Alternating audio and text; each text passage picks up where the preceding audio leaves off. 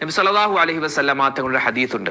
ഒരു മനുഷ്യൻ അവൻ ഒരു ദിവസം ലാ ഇലാഹ ഇല്ലല്ലാഹു വഹ്ദഹു ലാ ശരീക ലഹു ലഹുൽ മുൽക്കു വലഹുൽ ഹംദു വഹുവ അലാ കുല്ലി ഷൈഇൻ ഖദീർ എന്ന ഒരു ദിക്ർ അവൻ മനസ്സാന്നിധ്യത്തോടെ, അതായത് ഖൽബൻ സലീമ, വളരെ സത്യസന്ധമായി, വളരെ അള്ളാഹുവിനോട് ഇഷ്ടമുള്ള രൂപത്തിൽ ആത്മാർത്ഥതയോടുകൂടി ഒരു മനുഷ്യൻ ഈ ഒരു ദിക്ർ നല്ല രൂപത്തിൽ പറഞ്ഞാൽ അള്ളാഹു അവനിക്ക് കൊടുക്കുന്നത് കടലിന്റെ നുരയോളം തെറ്റുകൾ ചെയ്തെങ്കിലും അള്ളാഹു പുറത്തു കൊടുക്കുമെന്നാണ്.